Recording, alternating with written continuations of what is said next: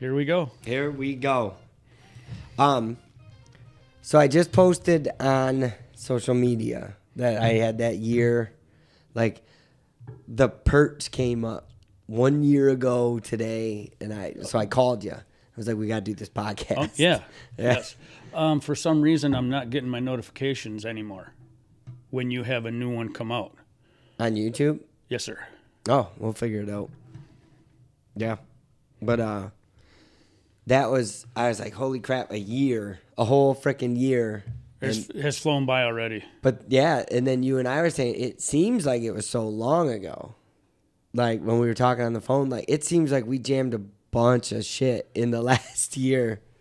Well, I'll tell you right now, I can't believe it was last year that we were sitting in the shanty. Yeah. It seems like forever ago. I know. And that was the thing. That perch video was 1 year ago.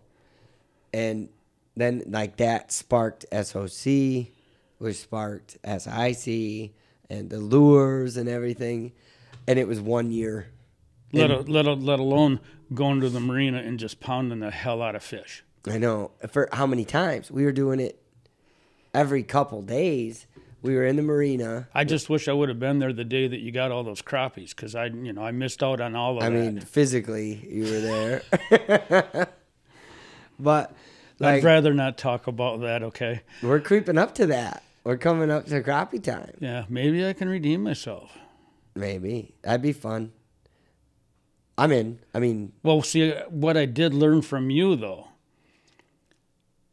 I've always been raised, crappies got small or very, very tender mouth and everything. But what I've learned from you, if I line up your face with where I'm just going to rip into setting a hook like I was ducking periodically when you were... Oh, God, I get into I'm it not. with crappie. I'm not going to say you don't have a knack for crappie.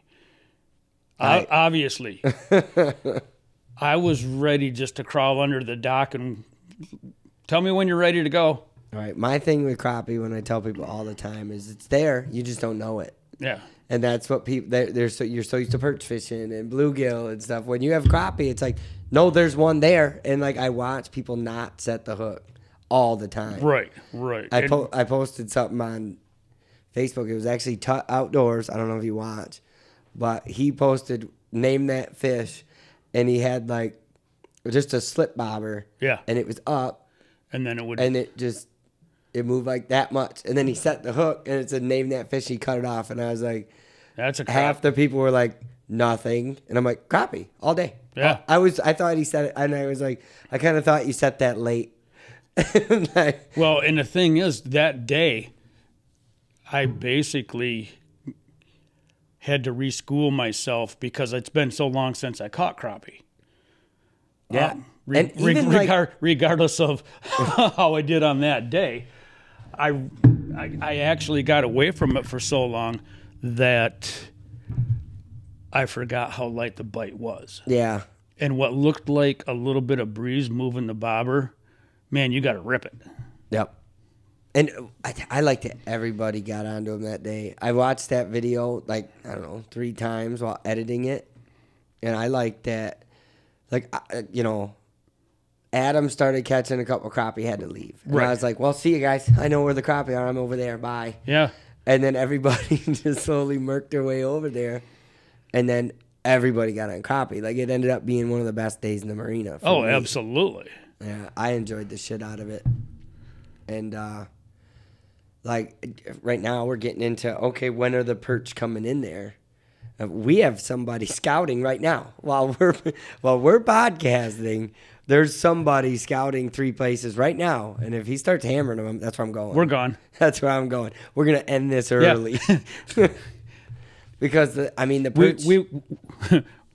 How do you say that? Stand by for episode 2. Yeah, 1 eternity later. I'll take I got my little DJIs. We'll take those and finish the podcast with poles in our hand. 2 days later. Yeah, I know. I don't have to work tomorrow, I don't think. And if the perch are in, I'm not. So there's that. Well, I already put in for another vacation day, so. Well, that's good. But yeah, to think that was a year ago. Oh, it doesn't even make sense. And it's weird because it doesn't set. It's both. It seems like it was so short ago. I'm gonna adjust this a little bit. Sounds kind of tinny. Yeah.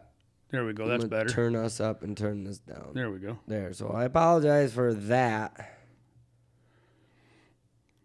That seems better. A lot better. We still got a little thumping. We're just on the go setup. But so it seems to me like it could go either way. Like, oh my God, like it's been a whole year since then. And also, like, there's no way we did all that shit in 1 year, you know? Well, look at when we got on the panfish at the end. Yeah. At the end of Penn Canyon Road. Yeah. Yeah, the end of ice. You know, and just with everything that I had going on this year, I kind of feel bad that I didn't get out with you. But we can get out there, do some kayaks and stuff. As far as stuff happening, taking care of things at the home front and basic life, nothing bad. Just, if I keep putting it off to go fishing or hunting. Yeah, I went to college. Hunting. Hunting. I went hunting. Hey, I go hunting all the time. But just try to keep my head above water with the domestic things, if you would, at home, catching things up, got to do this, have to do that. I'm not the only one that goes through that. No. I just pulled the trigger of, well, there's ice. We don't have to go 10 miles out. And come hell or high water, I believe there was only one time last year that you and I had set for the whole day. Yeah. And it was like one of our worst days. And we never got a bump. We never got, we were searching holes, everything. We didn't come back hungry. That was nice. That's rare with me. That was we didn't come back hungry. Thank you, Chef Mueller. Yeah. But supplier Ron. Funny, when I went ice fishing, I went with Dan and Nate. I didn't take the cameras. I had them all set up, left the bag at home. We stopped at Pat Beeson's, and Pat, as we were in the checkout, I had grabbed some bread and sandwich stuff and some chips and sides. And right. Like just a simple, not cooking, but just making a nice throw it sandwich. together. And as we're in the checkout aisle, Pat comes up behind and shoves a whole bag of roll, and it was solid frozen, but he shoves it in Dan's pocket and goes, "Hey, these guys aren't stealing. They can have." We get out there, it was like a cheddar venison brat, like a cheddar. Oh, no way! Summer sausage type thing. So I was like, "Well," and it was solid block frozen. So I stuck it between the material and the bar up top. our dryer. You put it up on the dryer up in there? like an hour. But that was the first time that I was like, remember that we got the hammock in the back? Yeah. But they have the one for the whole front? Yes. And it's like a drying hammock. I need it. And I bought the buddy seat this year too. So now we got the third seat. Well, maybe we can get G out there one of these days. Yeah, like next year. Or if we get in the truck and go to South Dakota or something right now. Wouldn't be bad. Talked to a little lady. Want to give a shout out to Signature Dental. All my lovely friends over there that take care of me so well, and the camaraderie and the outdoors womanness, if you would, if that's how you would say that. Yeah. Young lady let me know that she made it over to Fletcher's Pond and had a stellar day, and she said, but I did take a header. She said I had my picks on, or my spikes or whatever, and I'm sorry I don't recall your name. Of course, I'm lucky to remember Scotty's name while we're sitting here. Or your own. Yeah, you want to go get the best of the best as far as work on your choppers, go see the ladies over at Signature Dental. Hey, don't go to Bay County Bed and Breakfast. They don't do shit. No? No. I hear they got rough toothpaste as well. No, you can buy Colgate and stuff. You have to buy it, though. You can buy whatever you want. Oh. If that was the thing. I was, fortunate enough to have money in the account. I could buy stuff, but I had good toothpaste. But I guess the stuff they give you probably is pretty shitty. But I didn't have that. As soon as I got in there, I met TK. He hooked me up pretty much with anything I needed. There you go. So that was nice. But anyway, yeah, it's been it's almost 2 years since then. That's crazy, too. Yeah. But it also isn't. It seems like an eternity ago. Well, because I've pushed it back so far. Now, here's the thing. Now that the weather's starting to break, I get the plow truck back on the road. Then we will have either the Tahoe or the plow truck. Plow truck would probably be better because of the open bed in the back with the cap. Bed. You can sleep in it with room. Throw the small trailer on. Yeah. I'm hopefully getting that little enclosed one soon. How's that go? See you next Tuesday. Yeah. Well, we got that trout trip coming up. I did write that in here. We're still on step one here. I'm still thinking that I will have the second diesel heater to take on the trout trip. Yeah. As well as everything else. Just for the hell of it. And I'll tell you right now, I am taking... Going for trout, not halibut. Stupid for no reason at all. Jesus. I am taking my tent. Yeah. Yeah. That thing, when we set that up... Dude, so George and Andrea, when we went... They got the same one, yeah, right? And they used it, and they liked it a lot. That vestibule was nice. And what is it? They put one of those big-ass queen air mattresses in it. And it filled it up. But, if you... I got a single. Yeah. Like, if you run just a regular air mattress in it, there'd be plenty of room. But they had the big, it was, up to your waist high. Yeah. And so it took up the whole tent. Well, and what is that? 4-inch, it's almost a rubberized floor. Yeah. That comes up on 4 inches. And then the top of that thing. It's so sticky. Without the rain fly. You put the rain fly on it, it's like... Why did they super glue this thing? You can't slide it around. I know for $50, can't beat it. That No. thing's sweet. I would camp in the wintertime with that and my diesel heater. Yeah. And not have shit to worry about. Yep. Wouldn't hurt to have that extra one out there too. And like I said, if we take the trailer and just the 2 tents, everything's inside. Yeah. That was the thing is when we went fishing for the day, we left a lot of shit just sitting outside, which Right. is not a big deal, but, you run the risk of shit getting into it. And if we do the same plan, you don't run the risk of shit getting into it because there's plenty of human traffic. I would like to put on the books right around October 1st, and I know it goes against everything that I believe in other than slinging arrows as far as my background, but from what I understand, that is the pinnacle, the start of the steelhead. Well, you can do both. You can go steelheading and then, do your deer hunting in the morning and steelheading in the day. A little bit of surf and turf I wouldn't be opposed to. Yeah, what's it going to take to set your fishing rod up and then sit there in a cool spot you found with your bow during a good section, or just quietly fish and listen for deer, Set the compound right there. Right. How many times have you walked up on fish or canoeing or kayaking, paddled up on fish? Walked on. I don't walk up on fish that often. You were going to have to show me something like that, and I want to find out where you got those waders. Those drugs?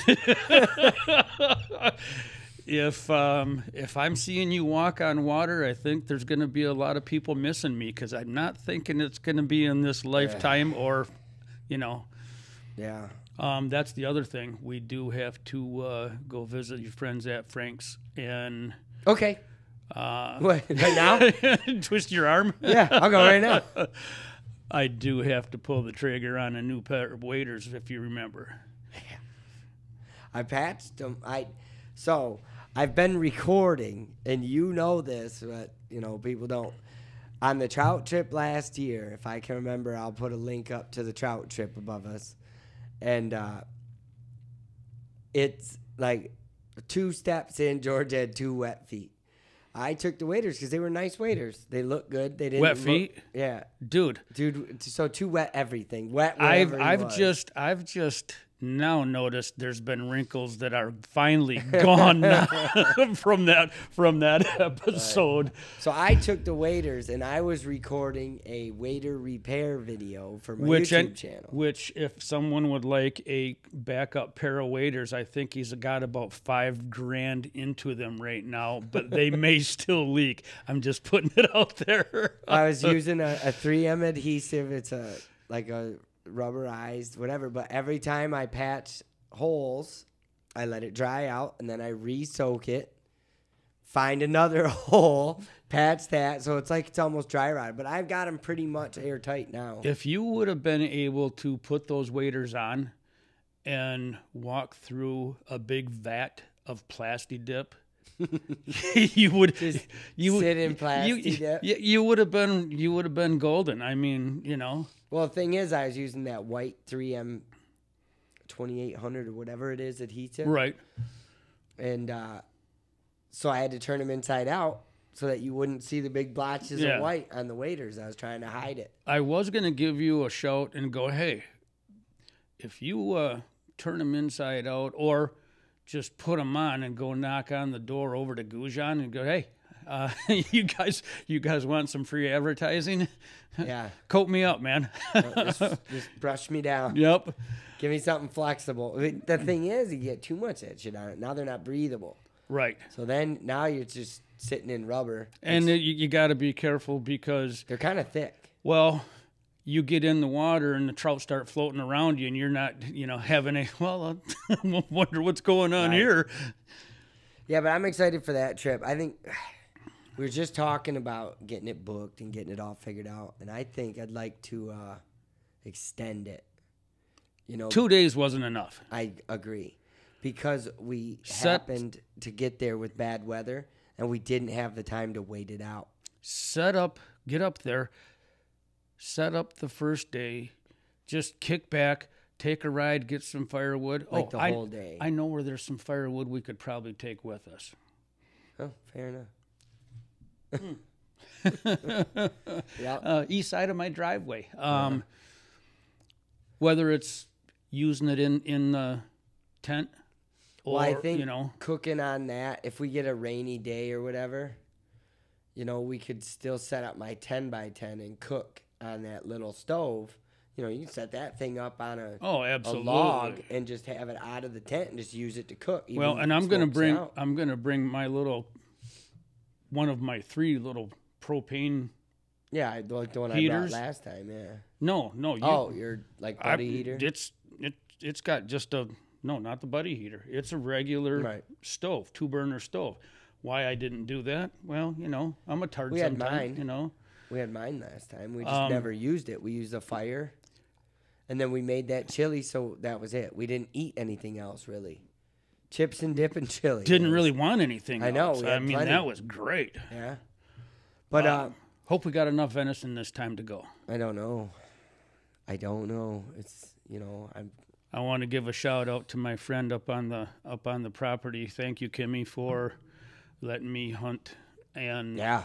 And the French, her letting you hunt filled both of our freezers enough. Like, you're gonna be giving it away so you can make room for the deer next year. Well, at this point I'm just about given a half of one of those away, just because you're gonna need 2 legs.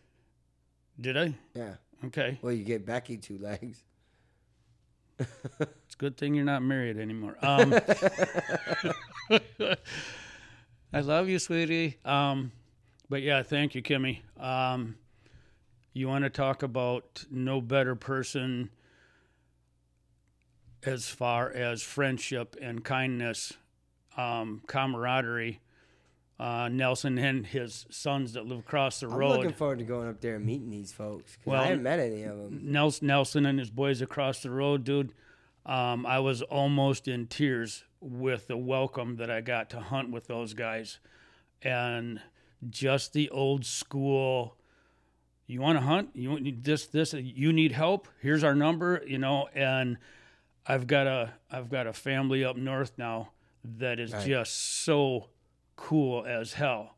Nelson, Nathan, and his two sons. Well, again, memory as far as all the names. Sorry, guys, but that whole crew, I'm going to keep in touch throughout the summer.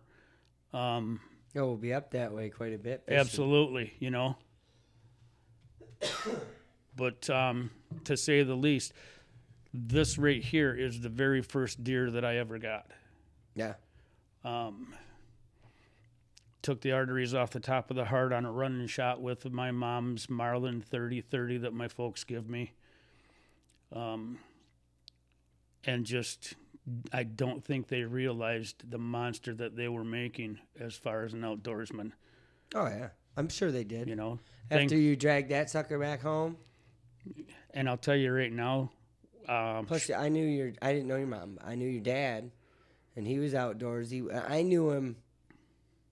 He wasn't outdoorsy anymore, but his stories were all outdoorsy. Oh my God! You know how Like, many he of my loved buddies it, yeah. would come over and go, "Hey, can we just sit and talk with your dad, or let's go to?" That was like me, man. Every time I was here, I'd check on Dad first. Oh yeah, I didn't even have to be home.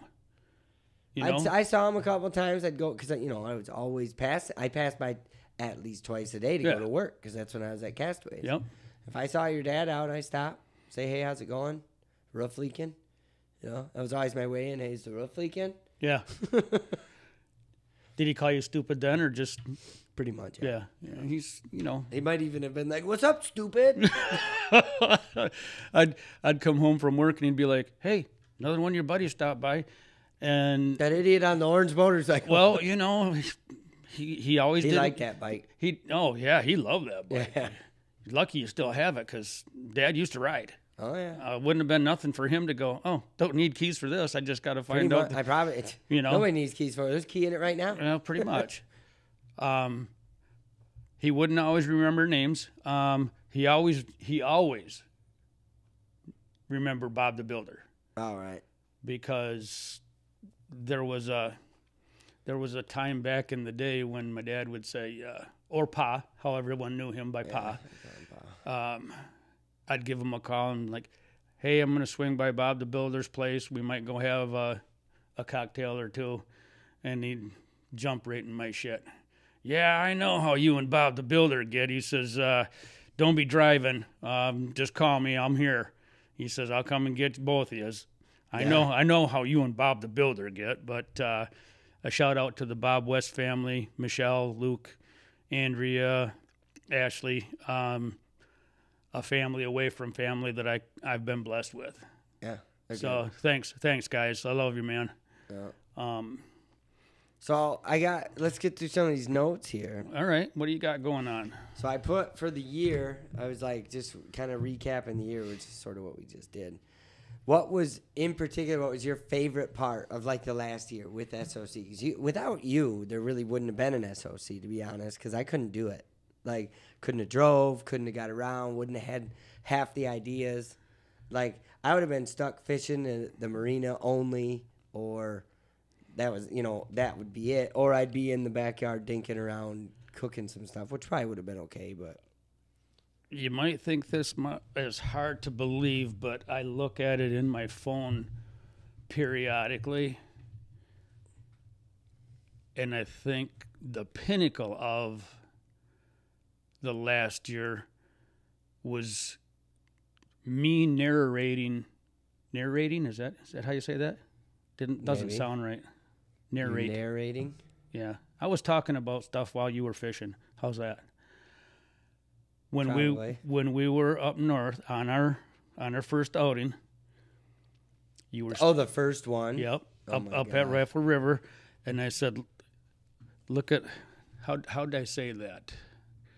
I could bring it up on my phone. I know I should have left it over here.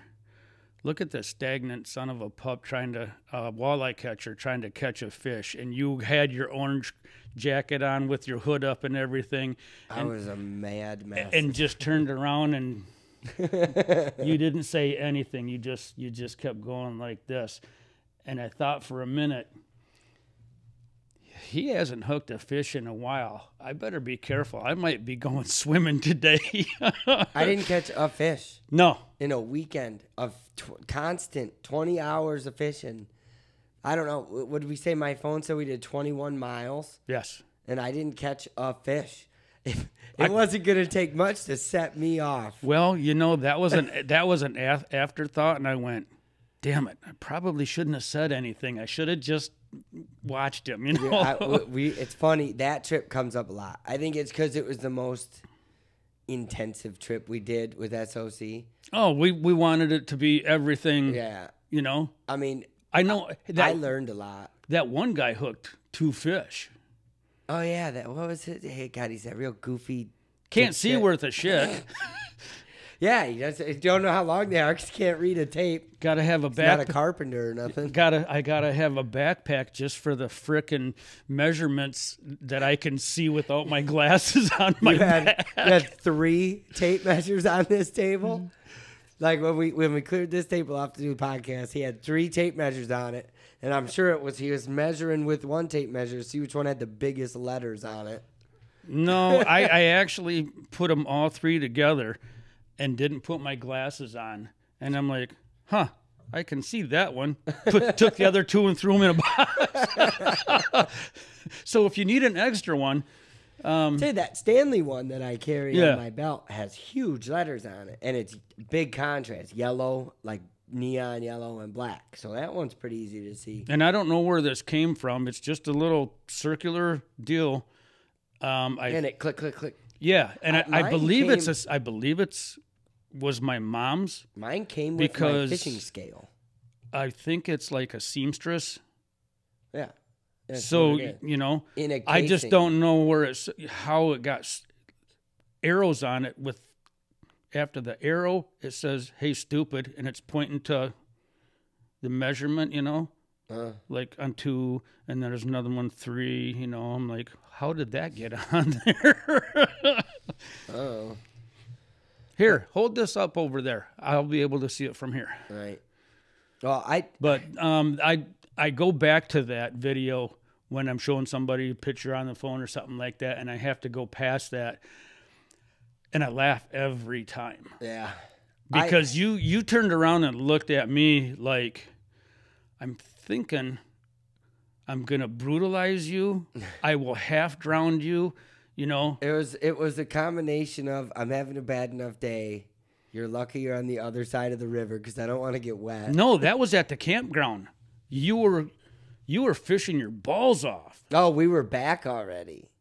You were down, and you had already put the water markers in. And, you're just out there. I'm like, dude, you're gonna lose your shoulder. It's gonna leave you. Yeah, because I was trying to figure out how heavy the weight had to be, and I kept dragging it back in, add a little more weight. I remember that, yeah. Because I wanted to leave one out there all day when we were at camp. Just leave one and wait for it to rip. And that current was just so bad. Well, for God's sakes, there was islands that were underwater. I know, it was rough.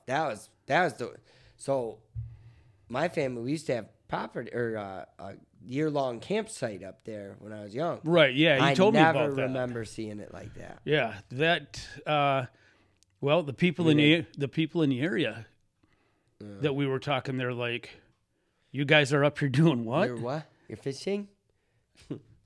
And then when we left the water, what special schools do you guys go to? Yeah, it was the worst part was that like the day we left, the water was clearing up. It was down. Like it was just like, okay, these fish, I don't know if they would have been on a bite because there was tons of food, but they also probably held up. So I don't know. When you can catch crawlers more than you can catch fish. But we saw Adam when we were pulling out, and he said they didn't catch shit either. So it wasn't a bad move. It's not like we would have done better, you know. Well, when you stepped in the stream and I was already wet, Yeah. Because I didn't even get in the river. Yeah. I was just walking through ankle deep, knee deep water and go, this isn't going to be a fun day for me. You mentioned, dude, there's a boatload of night crawlers floating by, and I'm like, huh? No, thousands. Well, then, and I'm like, what are you talking about? And then I got over there, and I'm like, we're not going to do good this weekend. And we didn't. And we knew then, but at least we had the venison. I mean, maybe in retrospect, I wouldn't have fished so hard. But at the same, because I wore myself out day two. When we got off the river, day two, I was about ready to. I wanted to burn the forest down. When I was picking ticks back at the Tahoe. Yeah, we just talked about that on the last podcast. I'm funny glad you brought this up because of the 50 videos or whatever.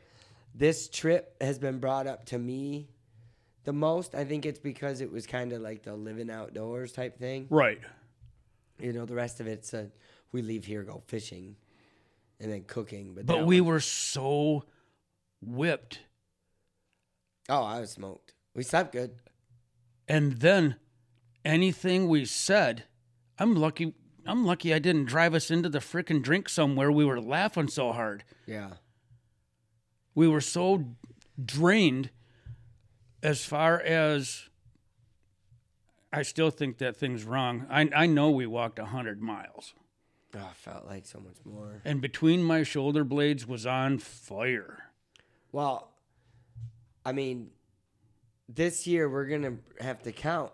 We talked about it. We're going to count how many hooks we take. We should probably plan it a little bit better other than let's throw everything in the Tahoe and we're gone. We're gone. We double packed everything because I packed everything we would need and you packed everything we would need. Yes. So we had enough for 4 people.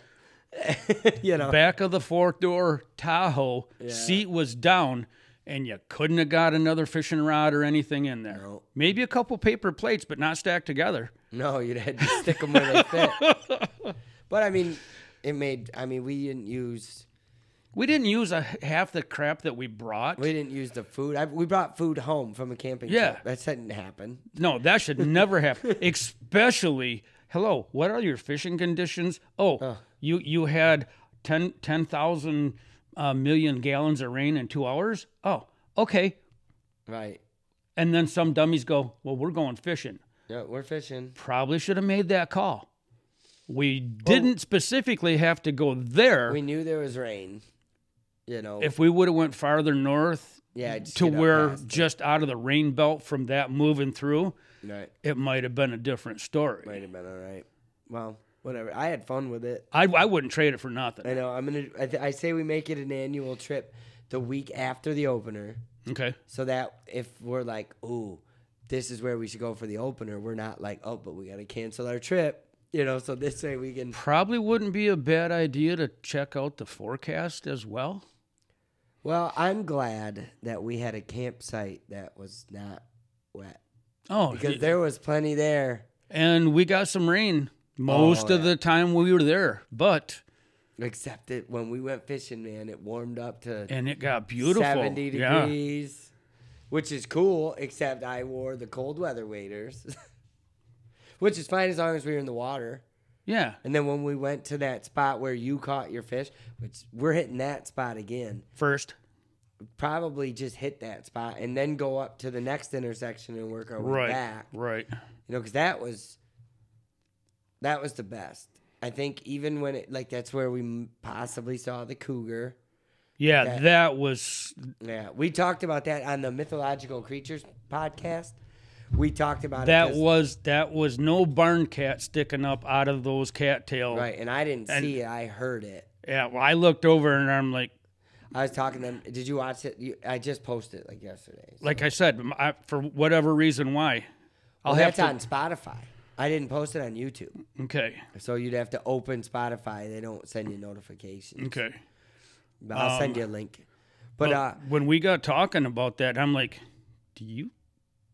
Because I was talking on the podcast. I'm pretty sure that I seen something over there. Yeah, on the podcast that we were talking about. Well, the cougar thing came up twice because it was like, how many times do you see something, but you're like, because this is where I was with the cougar. Yeah. I was like, I'm not telling fucking George that I just saw this. He's gonna think I'm a fucking retard. Oh, I'm R-rated. Excuse me. Yeah, I'm like, no, he won't because he, we like that's more. Now, if it was Bigfoot, yeah, but I'm looking past you, right? Yeah, and I've got on the other side, and my eyes are like the piss hole in the snow thing. Like right. You're looking at me like, dude, you all right? And I'm like, there's something moving over there, right? And it wasn't small, dude. And my thing, and I said it in the podcast, and I know I told you, like I had just broke off again. No, you did? Yeah. And then, so I was all mad, and I just was like sitting down meditating, and I went. That was right after you almost fell in for about the 100th time. That was right after and before. Yeah. Because I almost fell in on the way back, too. Yeah, you did. But I was wearing them waterproof pants, and the water splashed up on my pants, and then right down into the boot. Yeah. But so I was like, and when I was sitting there just taking a deep breath, I realized, oh, these woods are silent. Like there wasn't a peep, a bird, or nothing. And it was very, very uncomfortable. Yeah, and that's what I was looking for you, because I'm like, what did George, like I was in the zone, so I'm like, what did George just do that shut these woods up? Because it takes a lot of noise. Like you got to knock a tree down to make it that quiet. And I didn't even bring the torque screwdrivers for my forehead, so I couldn't adjust everything out. Right. Well, and so I just said it on the last podcast, but I was like, so I'm not going to tell George. And then something made us bring it up. We got talking, and I'm glad we did. But imagine if that was a Bigfoot, And I was like, so how many times do people see stuff, and they're not going to say nothing to nobody? Right. And then, like, especially outdoorsy people, because they don't want to get made fun of. I actually felt the color going out of my face. Oh, I was terrified for a second. And then I'm like, you know what? There ain't a damn thing I can do about it. So I'm just going to go. I'm going to tie another hook on this gosh dang fishing pole. And I'm just going about my business. Then slowly, like, the life came back to the woods. Yeah, and the birds, the birds started again and everything, and it was like, okay. And it got quiet enough. I don't, and I know it didn't happen, but you couldn't. In my mind, I couldn't even hear the trickling of the stream. Yeah, and I think that might have been something too, where you ultra focus beyond. Yeah, and I'm just like. But there were sections where you didn't. We in that area there were sections that was nice and smooth, really smooth, and you could cast decent and stuff like that. Well, most of us could. Anyway. Well, towards the end of that stretch, I quit breaking off. Well, yeah, because you fed everything in, and you knew. Yeah, I ran out of hooks. So I couldn't break anymore. But, and like I said, you were sitting there, and I'm like, oh, just. That's when I just all of a sudden was like, oh, uh-oh. I'm looking, and I'm like, I could see the back, which would have been about that tall. Yeah. And then I could see. Well, and you had good depth perception too, because it wasn't a picture of it. You knew what was around. I was over there. It was a ways out there. Yeah, it was out, because I heard it and it was sort of faint. And I never put eyes on it. I know. Freaking goosebumps right now. But I probably looked right past it, because as soon as I heard it is when I popped up, and I was looking, and then I was just scanning, and I'm like, you know what? I'm never going to see it. And I knew for a fact, from where I imagined where the head of that thing, which once we talked about it, right, kind of. Yeah, then you go, because that's where I was too. It was all just body, from shoulders to hind quarter, was all of 5 foot. Yeah. And I could see this, and I was trying to figure out where we were. I figured after we talked about it, that might have been the top of the shoulder. Way the fuck off the road. They wouldn't have found us for a long time. Because we had walked past tree stands early on. There was like 4? Yeah. All of 4. And then all of a sudden there was nobody back out. No trails, no nothing. Yeah. That's when, and that's kind of when the river cleaned up too. But I think, that might have been, like, right where that happened was kind of a big clearing. Yeah, but like I said, it was marsh grass. Yeah, it was and cattail stuff. Yeah. But most of the stuff was about in the 3 to 4 foot range. It was hold your arms up to keep your shit out of it. Yeah.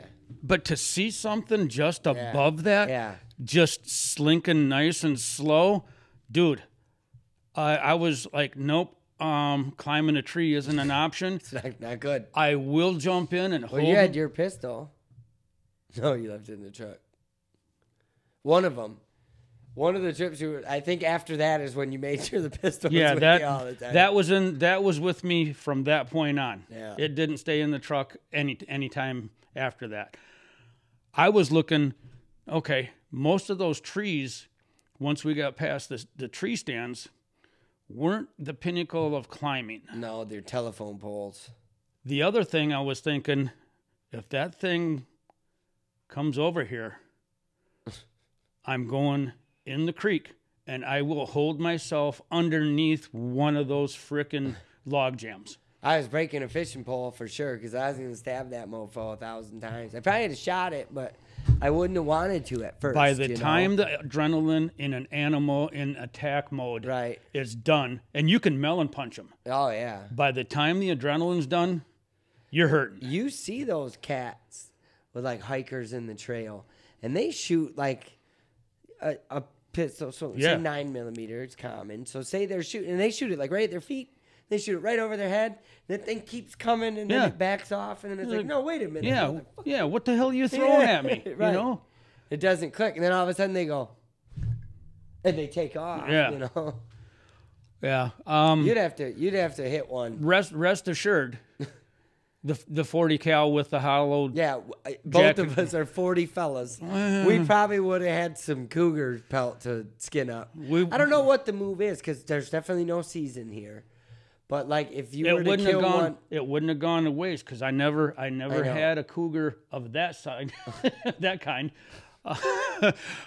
Every time I tell this story, it goes there. Yes. At some point. Yeah. Well, you know, but I would eat another cougar. Yeah. Just saying. Well, I don't know if they're any good, but it'd definitely be worth a shot. And I know people do eat them. Yeah. And the pelt would be cool. But I don't know in Michigan since we have no season. I don't know, because we'd have to report it, obviously. So we report it to the DNR. Do we get to keep it? Maybe they keep the head or something. But I'd want a fang. Oh, I want a fang and a claw. It'd be cool to have the whole skull. I'm sure they send it out for whatever. Maybe you can get it back at some point. What's all this brown stuff underneath its claws? Right. I can tell you, but you're not going to want to know. But, so I was going to ask, and that kind of led into it, because I said, what was your favorite part of it? But that, other than making light of you. Oh, man, it's so much fun. You know. I was going to say. I've never really brought that up to talk to anybody about it. Not that I'm worried about anything. It's just, it doesn't. Have you ever had this happen? Now, for the outdoors, just to go, somebody goes, click, no sound. No birds, no wind, and I mean, nothing. It's one of those things like you weren't attacked. You know, it didn't even really seem to come investigate, you know, from a distance. But then it was like, oh, okay, those are those people things. I'm out. You know, it's how long was that thing watching us? Oh, God, way longer than we knew it was there for sure. And, you know, we weren't a threat. It wasn't a breeding season. You know, it was just we were walking by fishing. Thought I was going to be fucked. Right. I ain't got nowhere to go. Right. I'm considering, that will fall under the breeding aspect. Yeah. I mean, that's kind of where I was with it. Like, you know, it's not like it was this close encounter. You know, it was off a ways. But, like, I would, if like, it would have came up and kicked your ass, I would have told the story a whole bunch more times. Oh, absolutely. So we were out trout fishing, and I, of course, didn't have my camera on, but George got his ass whipped by a cougar, the animal ones. The four-legged one. Yeah. But, so I'm like, I haven't really told too many people either, but it did come up because we were talking either Bigfoot or... I'm going to have to talk to G and see if I mentioned that to him. I'm not sure if I did. We told my mom, I think, when we came home, and I think that's pretty much the last person I ever told. I think she might have said something about, and you guys stayed there, you're stupid or something. That makes sense coming from my mom. I would remember. Yeah, and you guys kept fishing? Well, yeah. There was plenty of creek. We had to get back to the truck. You know, getting back to that walking on water thing. Yeah. There'd have been two of us. We wouldn't have needed a boat to go skiing there. No, upstream with hurdles. I mean, I probably would have stood my ground for I don't know what I'd do, and whatever I did, whatever I said right now, I'm gonna do when it happens. I'm not. You don't know. Yeah, I'm not gonna do it. No. It's not like you have practice. You don't even mentally go through enough what you're gonna do if you get hit by a cougar. You know. Other than if you make it out of there and you get back in the Tahoe, I didn't know your voice went that high. Right. Yeah, you'd be hearing a lot of screaming. You know. Yeah. But I think so. That was probably, other than just the great friendship and camaraderie of you bringing me along on this venture. Yeah, that's one of the things is I could never ask for a better friend in the position of what led up to where we're at today. And I'm not going to say, I appreciate you saying that you couldn't have done this without me, what have you, but you're a brother to me. Right. Yeah. And I got that in there too. Like it's brought us a lot closer. Like we thought we were buddies before, just drinking in the garage talking about this shit, but we'd never fished together. We never really pulled the trigger other on. Like as much as we've done now, when we were drinking, we never fished together. We just swapped fishing stories. Yeah, and we never hunted together. Yeah, we never did shit. You know? This time, like drank the shit out of stuff. Yeah, talked about all the shit we did, but we never did anything, you know? How many times would I go back to trade every one of those days in the garage drinking to have just this much of what we had I know. for those 2 days? It wasn't even a year because for a couple months we hadn't done anything. Right. You know, I mean, we shut it right off. You know, like you said, life got in the way. I'm still I still consider I got all this podcast stuff now. I'm still. But you were reaching out to me, and I was reaching out to you and stuff, and just the gears weren't in line. Well, the holidays get in the way. All the stuff gets in the way. Plus, it's not the best. Plus, hunting season. I'm not gonna film hunting too much. I don't think. There's a lot of it out there. If it's something special that... I think I'm going to film it like a turkey hunt. And I'm not going to show... Like, when we go fishing and we catch 2 or 3 fish, that's one thing. And I do want to start torquing it into the catching cooks more. Yeah. I want to make each one more of a complete episode. Like, we ate, whatever. It's like kind of a spend the day with us while we're fishing type thing. Maybe, right. Like... If I got when the bait shop opens, I can have a little cleaning station in the back with a grill right there. And we can come home, have a little area that we got a spot to clip a camera to. And we just end every episode there, cleaning up. And then maybe eating something else. Well, and if because every time we get back, we're hungry. Unless we're in the ice shanty. Right. For the most part. I mean, yeah. Then I come home, take a nap. Yeah, me too. Half the time I'm in the ice shanty, I forget what time it is, and I leave, and it's already 9. Which is why I was thinking about walleye tonight, because even if I get done with everything and it's dark, I've caught plenty of walleye at dark, not even really knowing it's dark, because I'm just sitting in the shanty. And I got kind of a plan for it. You ever get that goofball a frickin' compass or anything so he doesn't look out the window and go, we got to go that way. Where's those lights at? I have one in my bag now. Yeah, well, I'll set it on your lap. Well, I've got my Ted Nugent Camp for Kids apparatus out. It's got a Ted Nugent Camp for Kids compass and a whistle on it. So, you got a rape whistle. I like it. And I've blown it 100 times, and no one will rape me, dumbass. Nobody's been ambitious. They're like, oh, that's where that's coming from? Probably should shoot that thing. Well, I was going to say kind of the same thing, but I said, what was your favorite part of the year? And then the next one was, what adventure in particular did you like the most? And I have a different one, because my favorite part of it was, getting closer as friends, getting closer outdoors, because Like all the times, my buddies be like, "Man, you hunt so much, you do this," but I didn't. I was always partying and drinking and whatever. So my favorite Not part, so much anymore. I know, yeah. My favorite part of it, like the best part of the last year, was I spent more time actively trying to be outdoors, Right. do things. That camping trip was fun. You know, the day with my family at the DNR ponds, just popping the 10x10, cooking hot dogs and fishing for the day. Our very first, what I would refer to the doorknob video, to where look at the perch you got and look what I did.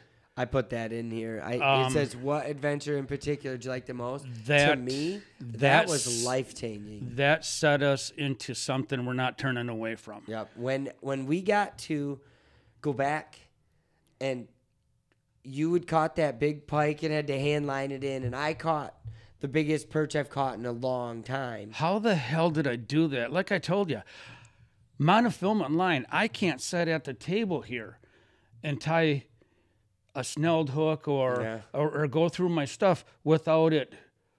Yeah, 4-pound test or whatever you had. Slicing through my fingers at some point in time, and I got 4-pound test on there, or cold hands, 4 or 8 or whatever you had. Maybe it Either way, super thin. Yeah, 4 or 8, and I get to a certain point, and I'm like, well, this isn't working for me. I was using 4, so maybe you were using. I think more, 8, maybe. Anyway, I'm spinning the drag like I'm playing Wheel of Fortune on TV. While I was hogtied by my own fishing line. Your feet are like, oh. I'm like getting up trying to help. I grab the camera, like, and then I'm looking. How the hell did you get shackled? I'm looking at myself like, man, you gonna help him or what? Because I'm just, every time I tried to move, more line comes off of something. You pick your foot up, and I'm like, yeah, it's so bad. I'm trying to get everything going in here.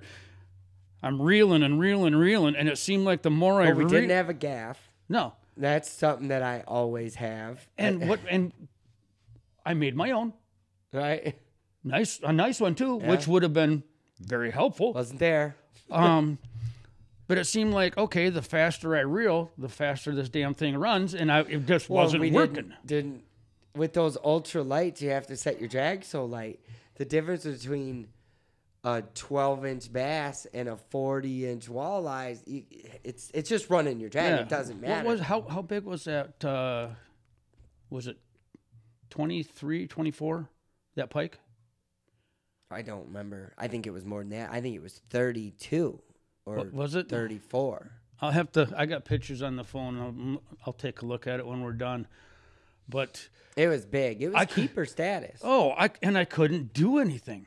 I remember because it was keeper status, so it had to be 30. And the more I reeled and everything, I'd get it right up there, and when it went through the hole the one time, I'm like, northern, Yeah, I was like, and I'm trying to talk, and all you can hear, and I'm I couldn't make shit out of any words. I don't know what about that trip, but my Facebook post, I read it to you. You know, I was like, dude, this is the day it all started. Yeah. I don't know. It was the first time in the new shanty. We decided to take GoPros, and you were out there the day before. I just went and checked the ice the night before to make sure. Was it the night before? Because you went out by yourself. No, my mom just drove me down there, and I sputted to make sure it was strong enough before I said, "Hey, let's fish tomorrow." I didn't. Yeah, that's what I said. You went out the night before to check the ice and everything, and you put that on with your GoPro and stuff. I thought you meant like I fished the night before. Oh no. That was just. But when you said, "Hey, I was out here, we're good," the marine is good, blah blah blah, and I'm like, you know what? Let's do it. And yeah, you had when I said it, you were like, all right, and you went and found all your shit. Yeah, I pulled everything. Yeah, you were like, all right, you weren't ready because that was first ice. I think there was maybe that day before when I checked it, there was probably a couple guys out. Yeah, but that was first ice. It ended up being in the marina. Where we sat was 4 inches. Yeah, but I don't think we had shore ice. No, we walked through water. Yeah. Yeah. Yeah, we I'm talking bay shore ice wasn't real. Oh no, just in cuts, like the marina and shit. And we never got to fish out in the bay last year. No, we didn't. Yeah, no, people did this year. We never got to, other than in the coves and stuff. But other than the camping trip and the fun stuff, I like the crappie one too. That was fun because it was I got a limit. It was only limit I got. Like I got a walleye limit, but 8 fish. Right. Right. I got to go and crank on big crappie like that. I still got crappie in the freezer. Well, I don't. It's at Mom and Dad's. Ooh, I should probably go get that. Yeah, before they find it, I'm sure Dad already has.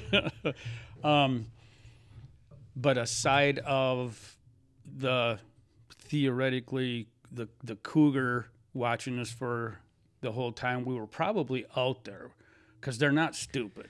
Yeah, and we went 21 miles that day, but not on that little stretch. We were probably only a few 4 miles, 5 miles off the road. I think that was our longest stretch for the day. Yeah, I think we were a considerable amount off the road. We were miles into the woods. Yeah, if somebody reported, yeah, there's a Tahoe's been sitting here for 2 weeks. There's some fishing shit in the back. Like, oh yeah, them fuckers got eaten by a cat. every now and again, when the wind blows from the woods towards the Tahoe, there's a real rancid smell. Right. Yeah, they're out there.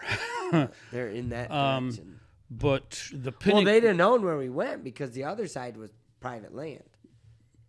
So essentially, if we were law-abiding citizens, they would have had to go where we went. Right. Yeah, you're saying the other side of the road, and I'm thinking, wait, you were fishing the other side of the road? No, it's not what he's talking about. River, road, whatever. Never been asked what would the pinnacle, if it come to pass. It would have been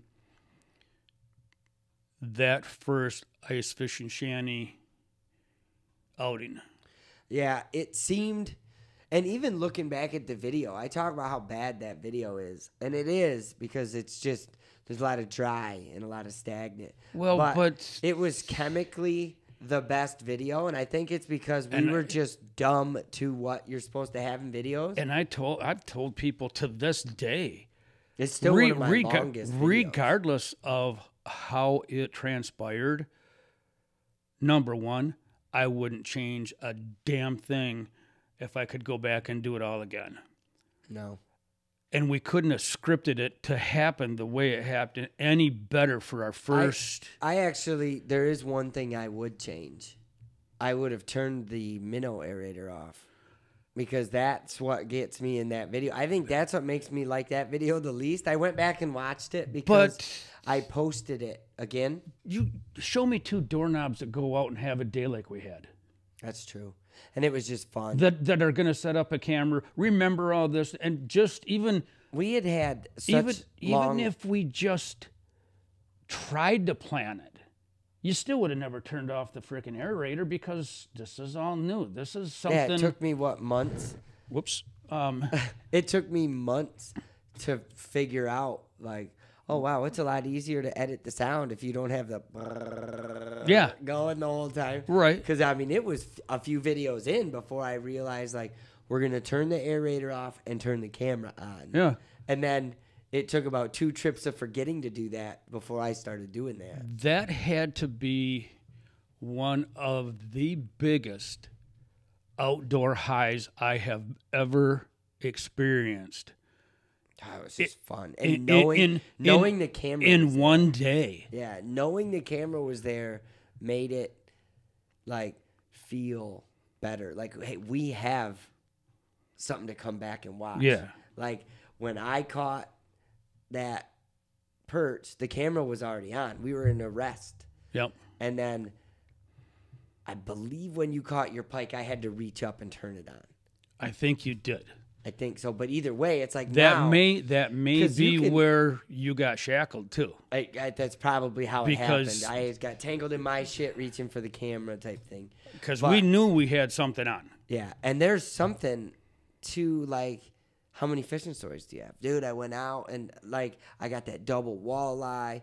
You know, like, oh, that's cool. But hey, I got this video. Check this out. You know, like, and so there's something to it. Like catching that double walleye was cool. Like, it was Right. really cool. They weren't keepers. It wasn't awesome, but I'd never done that. Or I don't know anybody that's. I can't remember that I ever have. And I feel like as excited as I am about it now, I don't know if maybe I'm more excited because it's on the camera. Well, or what, but it was just cool. Like, I'd thrown a line in, caught a little perch and a dink walleye and a white bass. And I'm like, wow, I better turn the cameras on. right. Pulled the camera out, hooked it up, turned it on. And I'm like, oh, yeah, by the way, this is Dan Speakerman's SOC debut. Hey, how you doing? And then, whoop, and I hooked into that double walleye. It was pretty cool. Yeah. And, like, I don't know if the camera does it or if, you know, and I say this, my favorite thing about the last year is I stayed sober through the whole damn thing.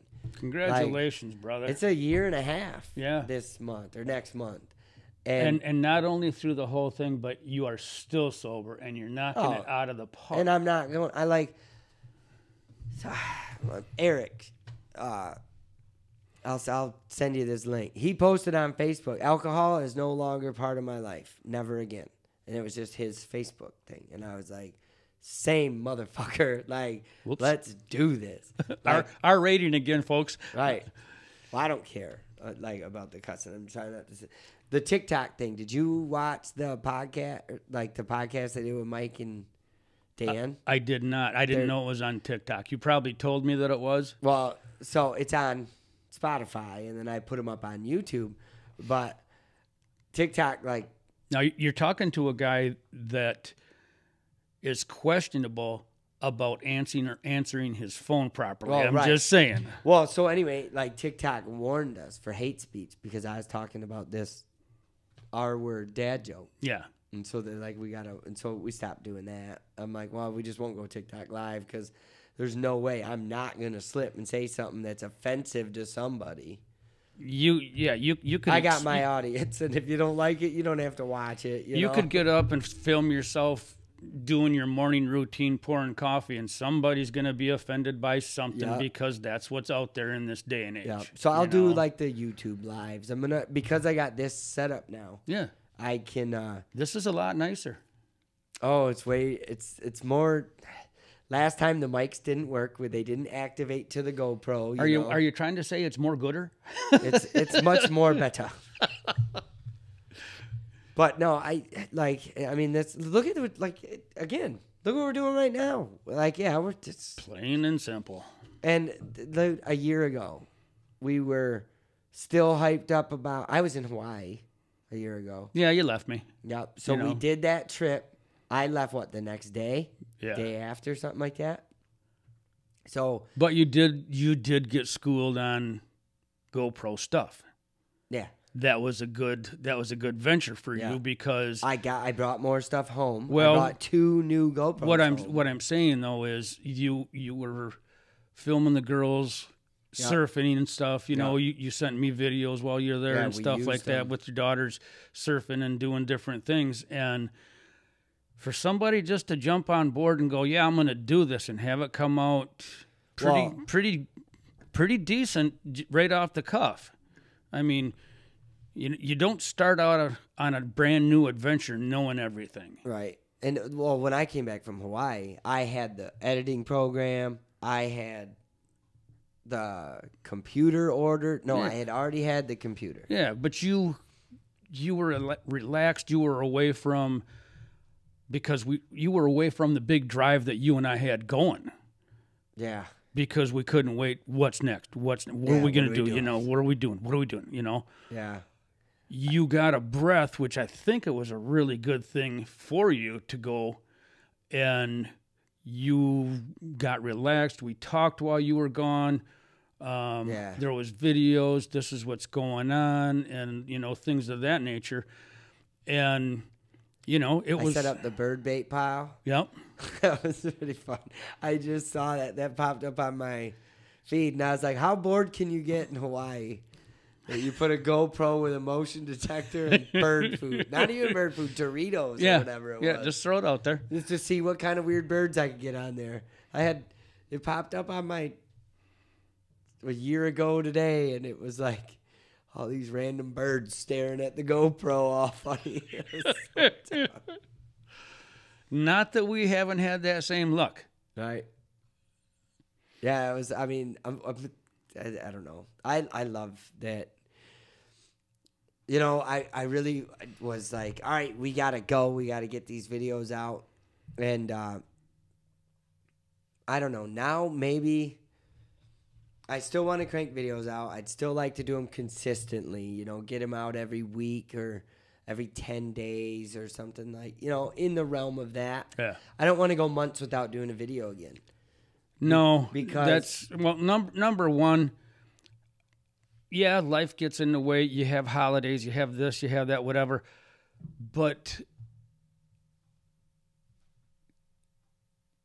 put yourself forward and have that.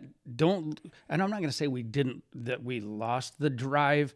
We kind of put it on the shelf. Excuse me. But even through the holidays and stuff, and there was stuff going on we could have filmed, you know. Right, you know, there's different things. I don't care if we go to the backyard here.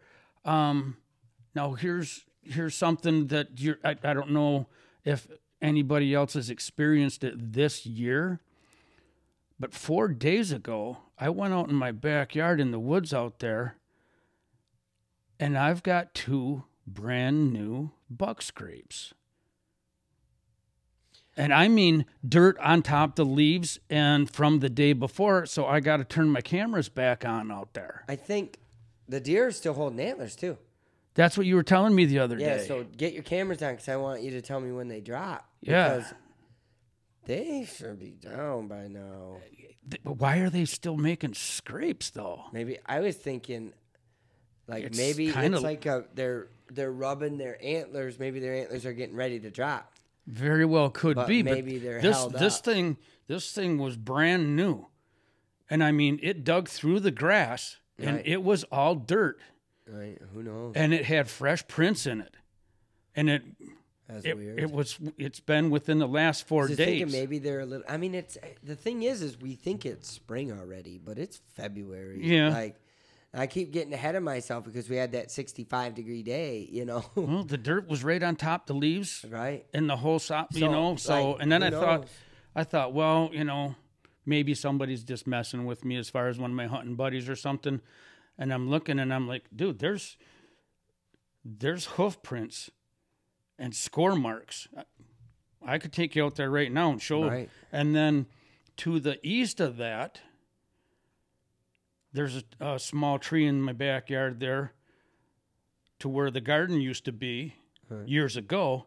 But here's a fresh broke end of a licking stick or licking branch, and another scrape started right under that. And I'm like, what in the hell is going on? Who knows? Could just be like one buck that's kind of errantly acting weird. You know, something could be bugging him, or still could be something. Who knows? But who knows? Maybe it's a doe that feels like a buck. Maybe it's Bigfoot. I've been on that kick, man. I love doing that podcast. So I'll tell you. That's probably my SIC podcast. This will be episode 6. Check out Steve Isdall. Oh, I do. I listen to him. I mean, the guy brings the shit to the table. Well, I listen to, and the thing is getting ready for that podcast, I just jammed in some TV shows and stuff like that. But I'm like, I want to hammer on it because do I believe?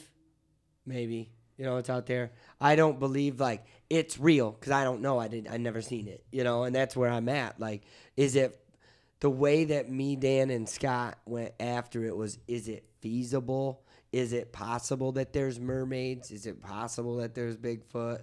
And we're like, here's why I think it might be possible. And here's what I think makes it a little weird. And here's the, you know. Well, you so know. And we actually had, I thought, a pretty interesting comment. And then, of course, we got talking about baculum. Animal dick bones. Oh, yeah. I'm like, where? Because you know my baculum yeah, obsession. you told me. Yeah. Don't say that on camera talking to me, okay? Well, and so anyways, so Scott Speakerman sent me a thing today that people are thinking that Loch Ness, like these sea creatures, are actually whale because they come up and they put their baculum up out of the water and it looks like the curved Nessie head. Yeah. And then there's the big body because it's the whale body. That could be. And so, and like, granted, we did not bring this up. We were just randomly talking about mammal dick. And again, do we have to talk about this with me on camera? I mean, but so there is a connection between it and baculum, you know, but we didn't say it on the podcast. We just all of a sudden went on a tangent talking about, we got talking about the Alabama toothpick. Your first raccoon dick. Yeah, your first introduction to me, which I didn't even know that word. Right. Neither did. Well, they both found out. But you taught. They did. What was it? Richard Petty's hat has a raccoon dick on it. I think that's what you. Or a squirrel one. I think you said a squirrel, and I'm like, huh? Or a fox or something. Maybe. Yeah, whatever. I bet I could Google it. And I'm like, yeah, Richard Petty has like the pheasant feather, right, and like whatever. And I said one of the bones on it is a baculum. And I looked at you like a dog hearing a squeaky toy, like Richard Petty's walking around with a dick on his head. What is that word you just said? You know, a baculum. I forgot to bring that up in the podcast. I got to get better at remembering stuff. But aside of the whole Bigfoot thing, I remember being 8, 9 years old and Dad taking us on vacation. We'd go camping up into the UP, and the whole Bigfoot thing was all over the place up there. Oh yeah, and it always has been. That's something we got into also. Like, if it didn't exist, or at least potentially, or you know whatever. Like, there's all over the world, everywhere they talk about it. It's like it's too much of a. And the thing is well then how come nobody's seen it? Well, we got into how hard did it be to find me if I was out in your backyard, and, right? Like. If we were playing hide and seek on your property, it'd take you a while to find me. Yep. You know, let alone if you were multi-generational species that's designed to not be seen. Yeah, you don't know what they have or bring to the table. Sure, and that's the thing. We have no idea. You know? Is it alien, that part of it, where they can jump the dimension? Or what if it's a chameleon-type animal and it can go...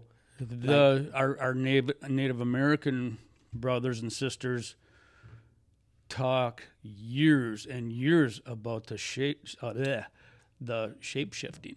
Yeah, yeah, and that's not just a frickin' topic that they came up with. They have years and years and decades of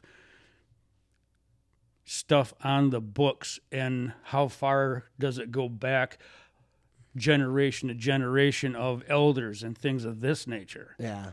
I mean, we're going to have to do another episode on it. It was an hour and 40 minutes or something. Okay. And I edited a chunk out because we got off track. We get off track a lot on all of them, and I think that's kind of what the podcast is going to be. I'm not a hyper-focused, linear person, so I don't think the podcast is ever going to be hyper-focused and linear. It's not going to follow a genre. No. Did I say that right? Genre, whatever. Yeah, that word that we're using nowadays. I think I'll have to name each episode. Like that one was named Mythological Creatures. Right. I'll do Mythological Creatures 2. I'll do Mythological Creatures 25. Yeah. Well, we can come back to it a couple times a year, you know, and like, hey, we had this come up.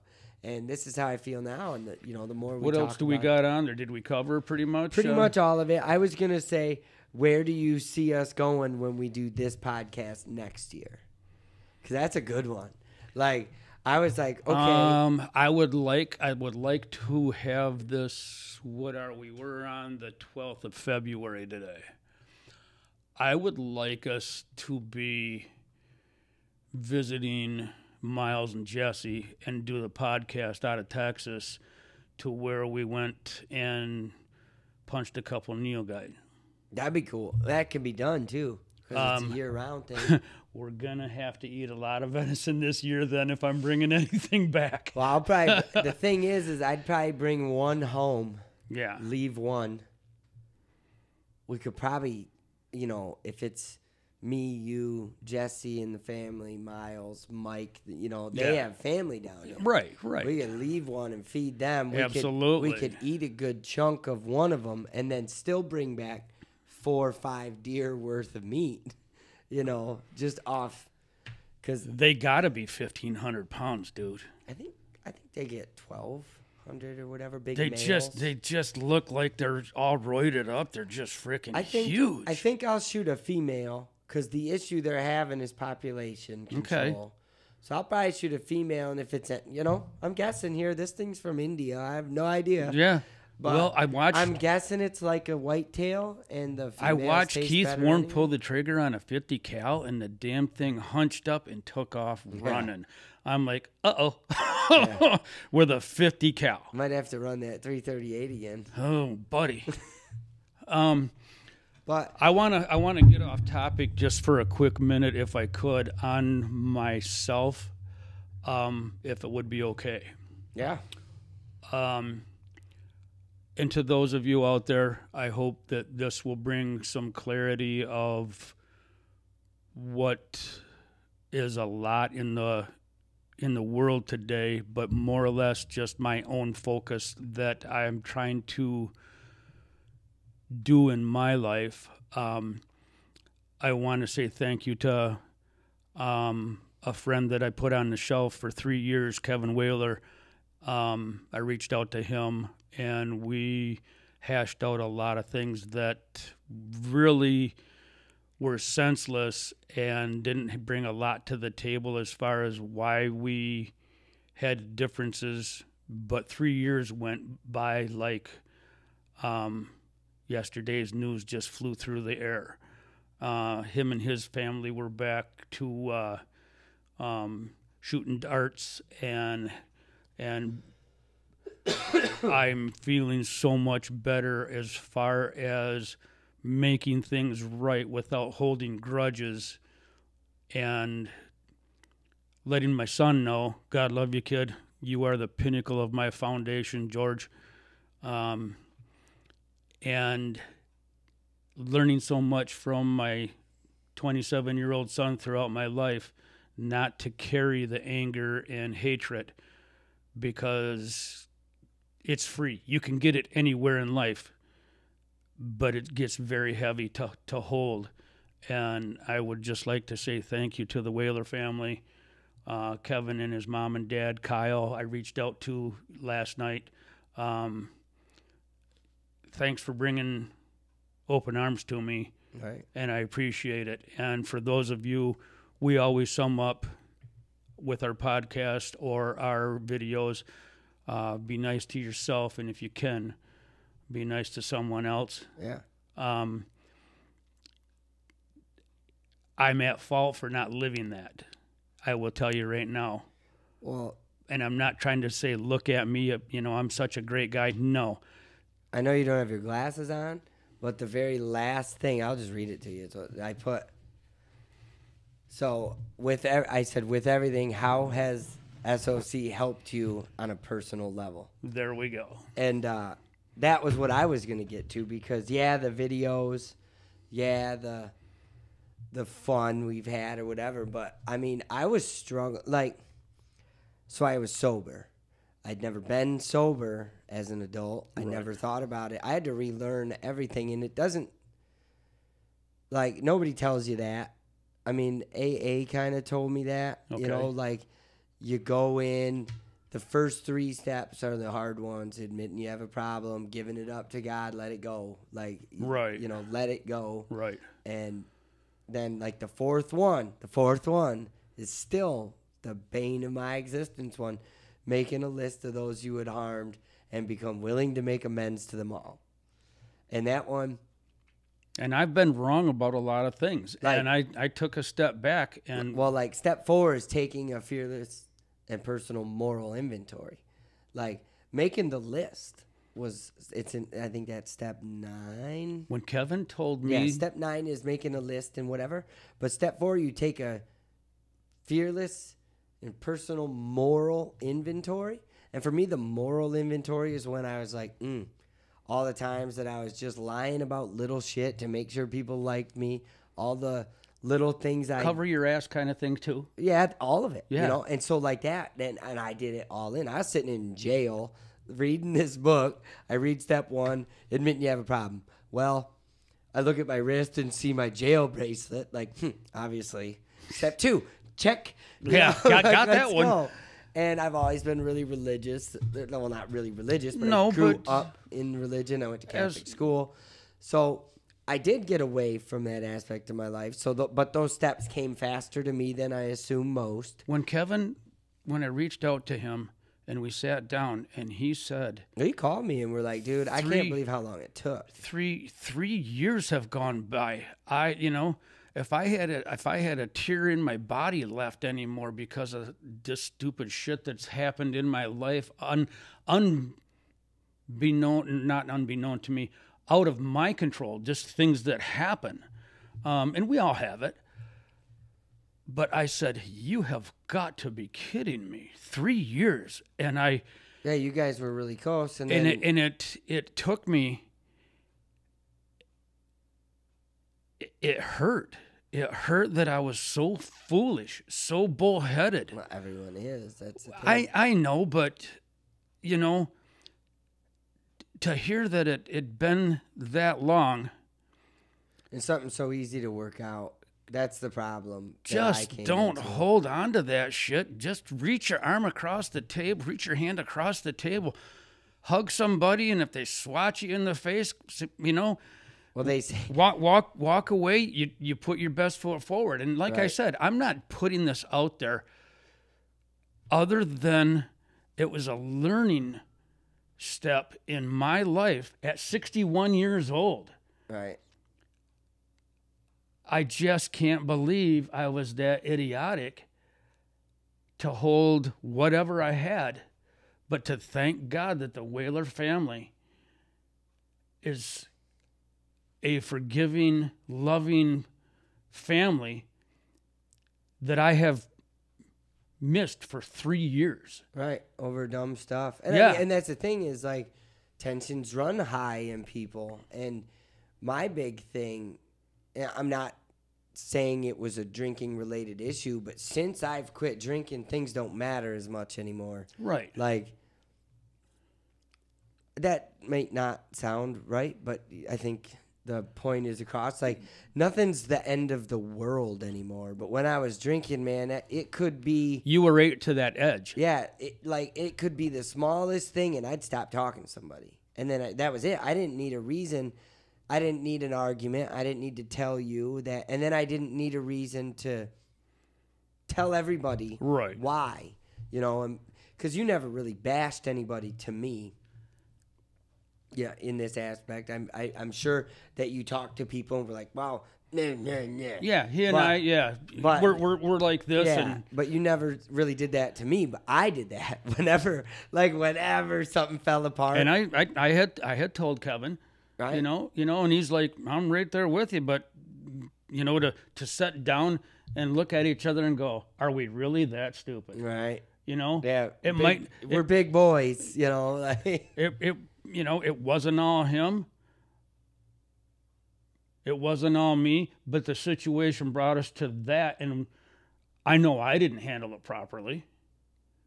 Well, that's the thing.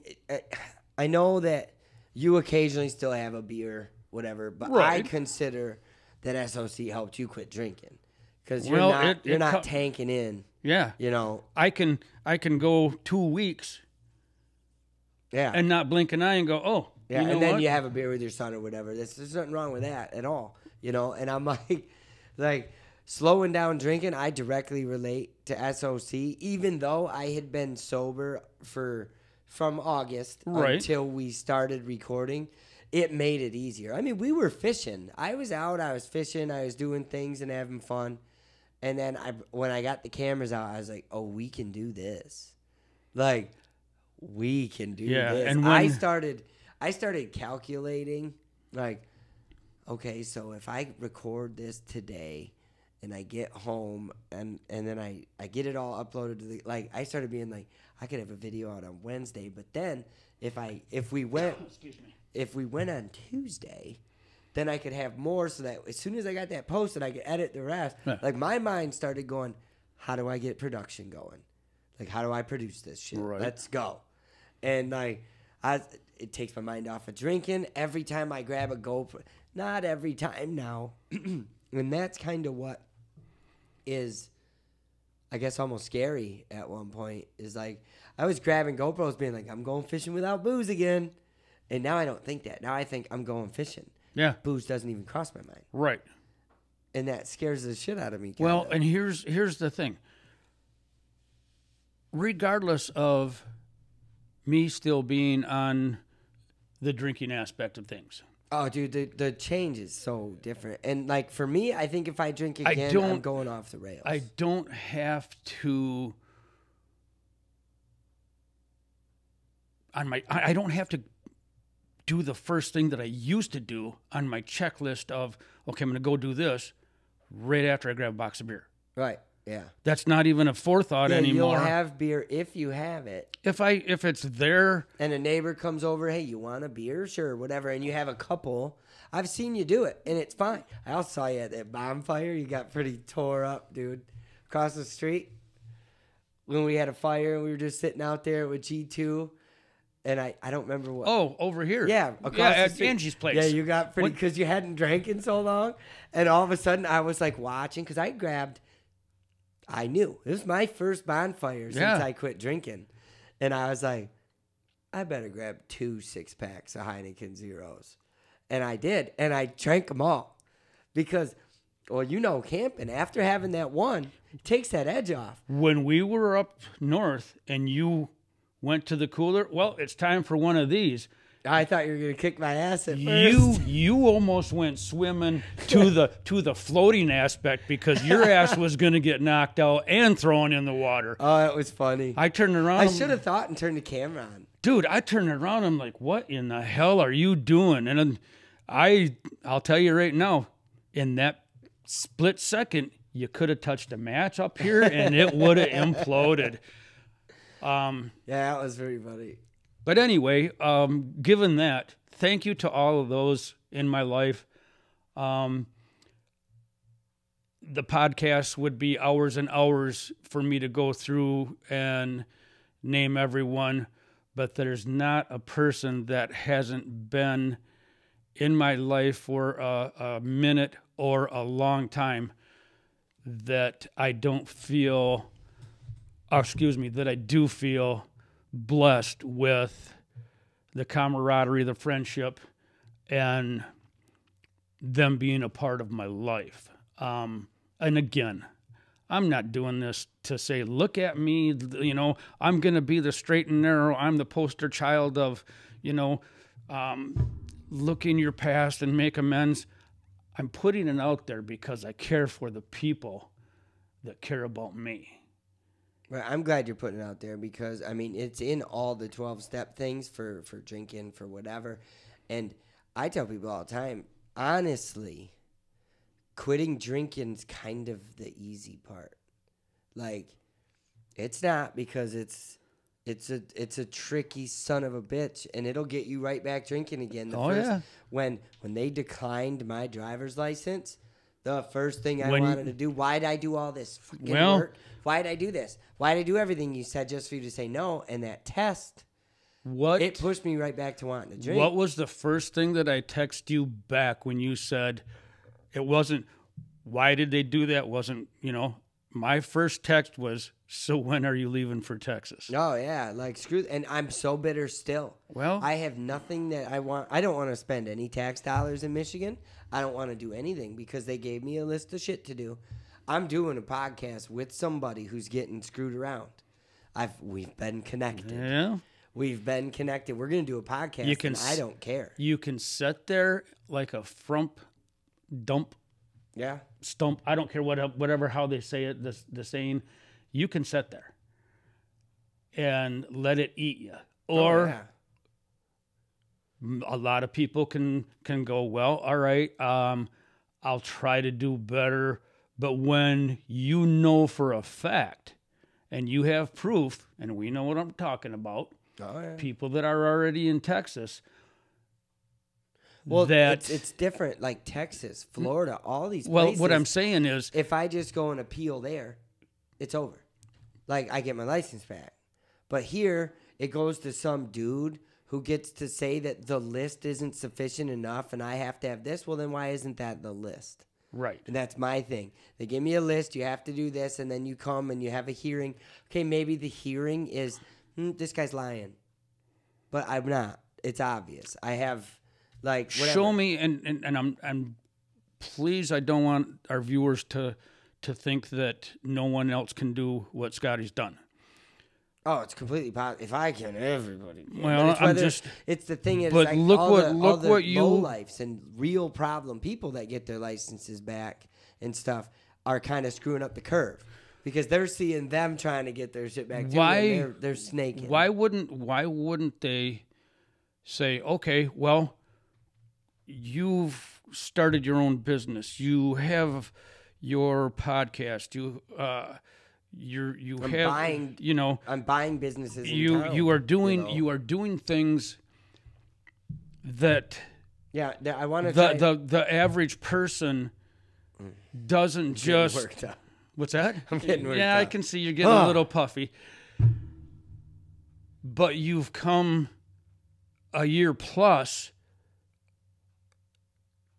to damn near everything positive, and I'm not going to say, because I'm not with you 24/7. I'm not going to say that there hasn't been different thoughts or anything. Once in a while, or almost never at this point that I understand. Look what you've done in the year and 6, almost 7 months now. Oh, dude, I get phone calls from people. I get people like, hey, dude, I'm really struggling not to drink. I'm trying to do this. I get people like, dude, I listen to your podcast. I have 5 episodes out. 4. You know, the one with me and you, the YouTube shows. And I tell people, you know, like, hey, here, go listen to this episode. It's like one, I'm sitting there fishing, and I'm just talking like, right. I want to drink today, but if I don't, it's one more day to the good, you know. How many times have I been in the garage to where I've talked to you just over the phone, and I'm like, you know, my ass is dragging pretty bad today. There's a lot of shit on my plate. And you point out a few things, not that it's, you know, it's not where I'm going to harm myself or anything like that, but you can hear the tone of my voice. Oh, yeah. And you've kept me on the phone long enough to kind of step back, take a little bit of a look. Now, granted, we all have shit on our plate that really brings us down and stuff like that, and we kind of fall into that rut. And I've already learned from you that, look, I'm feeling crappy about this situation or something about this, or this has been on my plate for a real long time. So if I have a couple beers, it's going to get worse. Yeah, it's not going to get better. I'm not going to be able to get above and beyond and get it out of my head. So yeah, you're still going to have to deal with it just later now. And then you won't because you numbed yourself, forgot about it. And that's the thing with me is the drinking doesn't help. It doesn't hurt everybody, but it doesn't help. No. You know, and it doesn't make you and I like I say, the poster child of what's going on or for everybody in their life. No, we're not trying to portray that. Right. We're just putting out there that we know ourselves what kicks our ass and what's not going to help. And if we throw it out there and somebody thinks the same, and they understand and it helps them, good. Then, no harm, no foul. Right. I always tell people, take what you want. And if you listen to the podcast while you're doing the dishes or whatever, something might hit. That's what I do. I listen to podcasts all the time. And sometimes I don't even hear them. They're just on. It's background noise while I'm doing whatever. But then again, sometimes, like when I'm doing the housework and stuff, I'll put Isdell's channel on. Yeah. And all of a sudden, bink. Yeah, you catch some. Michigan. Yeah. Oh, really? Yeah, you'll catch Luzerne. And the UP is a hot spot. And, you know, oh, well, it's time to have a coffee. Yeah, well, I keep forgetting that you're quite knowledgeable about, like, the paranormal and the Bigfoot thing, too. I'm going to have to get you on one, too. So, Dan Speakerman is, he's into it. Yeah. He's pretty knowledgeable about this stuff. When I was like, yeah, there was this one document, and he was like, he knew it. He knew right to a T, yeah. He knew the documentary, knew who had found it, what city. We were both wrong about Lake Champlain with Loch Ness. So Loch Ness is Loch Ness in Scotland or whatever. And then there's Lake Champlain in America. Right. Which they say are parallels or whatever. And it's not Champagne. Yeah, it's Champlain. Yep. But we were both fucking wrong. It's in New York. I said Pennsylvania. He said New Hampshire. It's in New York and like New Jersey, and then it goes up into Canada or whatever. Champlain? Yeah. No idea. So I had to dub in Yep. one of my cards like I do and get like a correction. Lake Champlain, 125-mile long stretch or whatever. 2 hours I later. put the whole thing in there. And I put pictures of Baculum in there. But so I said, you know, where do you want to be for this one next year? I think realistically, I'd like to be doing it in the bait shop. You know, have a studio set up where we can do it. In all, I still like this. In all theory and reality, the bait shop would be a for sure. I think it'll be there. It'll be cool. That we can absolutely do it. Not that I want to do mobile ones. That's why I have this, so I can go mobile anywhere. Not that. Going to Jesse and Miles' place, I think we could do that. Wouldn't be undoable, So we can or do that not, in March. You know. Let's do that in March. But I what's that? 2 weeks. 2 weeks. Let's do it. If I'm lying, I'm crying. I ain't shed a tear. But might have to put an inquiry out to the boys. Hey Kevin, this is a shout out to you. We got to get my new scope and that trigger pull taken care of on the 270s, my friend. We can shave your sear and stuff down. I can do that just with a file. Yeah, probably get you a little bit, and then a spring kit would be ideal. You'd be surprised. Yeah, Kevin does really well with the big boy toys. Yeah, so at Reifenbark's, I had access to the lathe and the CNC, and that was nice. Yeah. But now, with his health and everything, he's out of it, so I don't have access to his toys. So now my toys suffer just a little. But I can still handle Hey, I know a guy that's got a 24 by 36 garage that might need a hand cleaning it up and some wiring done. For a lathe? We could get a lathe in there, but a CNC machine's like $160,000. Well, we might have to We'll figure it out. Well, a couple more podcasts or something. Yeah. We'll see. Well, that's the other thing. Like I was saying with this, I'd like for it to be self-sustaining. I'd like to be able to be in the shop and be able to help people more with the channel. It'd be really nice to have people come into the shop, the bait shop, and, you know, the local yokels that know us and stuff like that. You know, hey, you guys did. You know, you're this. Yep, I want. So like I said, I'm gonna put a free coffee pot in there. Just have coffee brewing, and come in, shoot the breeze. If I'm gonna be there, I'm gonna go on camera by saying, you know, them big round sons of guns that are this tall. Yeah, like the bun. I'm not paying that much. No, I'm talking just the big circular. Yeah, bun coffee maker. You put the guts inside of it. It runs. You pull the thing down here. Yep, it's a bun. They're not all like that. I'm not talking like the ones you see at 7-Eleven, nothing like that. I'm talking just the old style, great big cylinder, some of a bitch. That's what I got. Silver. Yeah, you plug it in. Yeah, you got what, 10 gallons of coffee in them? That's what I got for it. That's what's gonna be there. Okay. And then when it runs out, you know, okay, brew another pot. Takes 20 minutes or whatever. But then, you know, I'm not gonna dump it at the end of the night necessarily. I might plug it in and top it back off, Just let her sit there and percolate all day. Nothing wrong. It's not like it's going to burn. It's free. Yep. If you don't like it, go pay for somebody else. Yeah, go somewhere else. Yeah. But wait, before you leave, buy lure.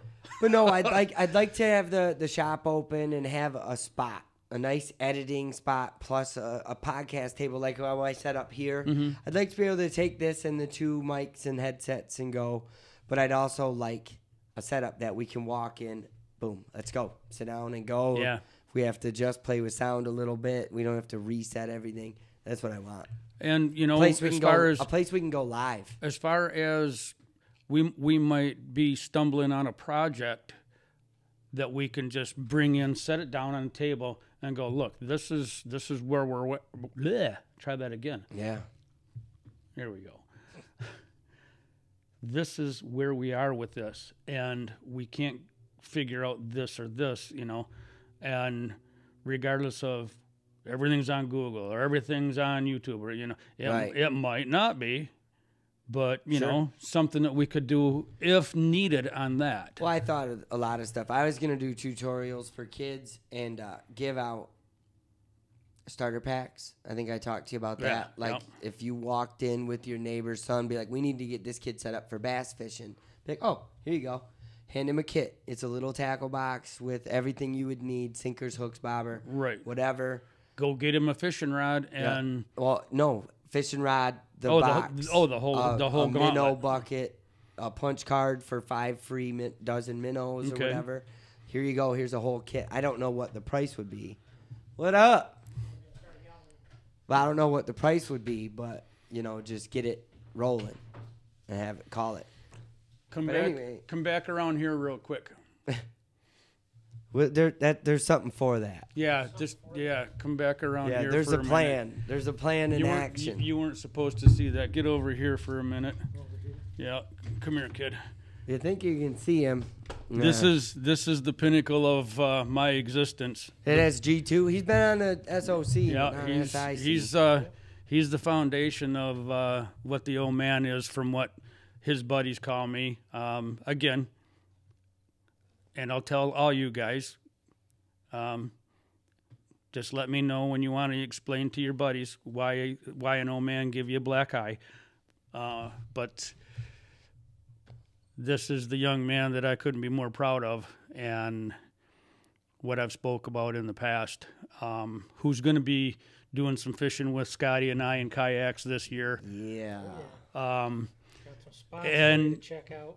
And he may be in the Tahoe when we go to Texas to shoot Nilgai as well. We got to do that one. Dude, I'm telling you right now, those things are pigs. I know. I'm the one who told you about it. Yeah, I know. So, but we'll end it because I got to get going anyway. So, alrighty. Thanks for watching. Check all the description links. All the links in the description. Depending on what platform you're on, do what it says. Follow, subscribe, all that. Check us out on social media. Get over to the website and check out the lures, the apparel, all that. And get out, do some adventuring. There's nothing like it, man. This last year is all just because I got out and started doing things I'd always talked about before. So. And I'll continue to put a foot in his hind end, as well as he doing the same for me and bringing me to a little bit more understanding in my life as far as it all makes sense. What things that he's brought to the table for me, and I want to thank you fair enough for bringing me on the venture. Oh yeah, dude. It's been a year. It doesn't seem like no, man. and I told you, when I wanted to kill you, when you didn't tell me you went to jail, and no one was letting anything out. It's not like they were like, hey, let all your buddies know real quick before we put you in the car. Well, you probably should have, at least one. I did. I let my kids know. But, I told you that I was on for the long haul. I told you I was going to call you. I told you I was going to call you every day. And if you don't answer, I will find you. I won't just look for other people to give me shit. So that's what I'm talking about. But God love you for that, man. All right, man. So as always, be sure to be kind to yourself. And if you can, be kind to someone else. Later.